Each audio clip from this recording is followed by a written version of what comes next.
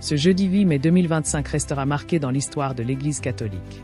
Moins d'un mois après la disparition du pape François, les 133 cardinaux réunis à huis clos au Vatican sont finalement parvenus à s'accorder.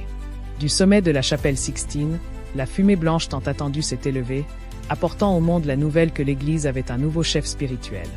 Et c'est le cardinal français Dominique Mamberti qui a annoncé son nom au monde entier, Robert Francis Prévost. Un Américain. Âgé de 69 ans, originaire de Chicago, il devient ainsi le 267e souverain pontife de l'histoire et prend le nom de Léon XIV. Une élection saluée par de nombreux fidèles, mais très vite éclipsée par une ombre.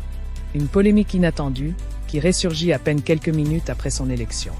Car oui, à peine élu, Léon XIV doit déjà faire face à une controverse grave, remontant à une époque lointaine, mais jamais totalement effacée. Pour comprendre cette affaire, il faut revenir en arrière. En 1998, Robert Francis Prévost est élu provincial de la province augustinienne Notre-Dame du Bon Conseil, à Chicago. Il prend officiellement ses fonctions en mars 1999.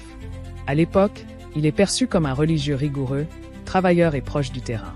Mais en septembre 2000, un événement vient ternir ce parcours.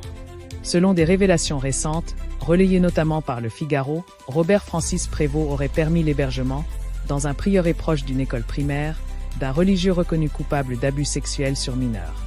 Une décision qui, 2 décennies plus tard, continue de faire débat, d'autant plus dans un contexte où l'Église s'efforce de reconstruire la confiance avec les fidèles, après de multiples scandales. Face à la pression médiatique et au durcissement des règles de l'épiscopat américain, ce religieux a finalement été déplacé, puis réduit à l'état laïque en 2012. Mais le mal était fait, cette décision du passé, prise par celui qui est aujourd'hui pape, revient le hanter alors même qu'il n'a pas encore prononcé sa première allocution officielle. Cependant, Léon XIV n'est pas resté sourd aux exigences de transparence et de réforme. En tant que préfet du dicaster pour les évêques, un poste qu'il occupait avant son élection, il a activement appliqué les règles strictes du motu proprio vos esti lux mundi, édicté par le pape François. Un texte fondamental qui permet de sanctionner les évêques pour leur mauvaise gestion des affaires d'abus sexuels au sein de leur diocèse. Léon XIV n'était donc pas étranger aux réformes et à la nouvelle ère que souhaitait insuffler François. Mieux encore, il a participé aux travaux du synode sur la synodalité, une réforme majeure lancée en 2021 pour ouvrir davantage l'Église, intégrer les laïcs et repenser la gouvernance. Pour certains, son engagement réformateur témoigne d'une volonté sincère de changement.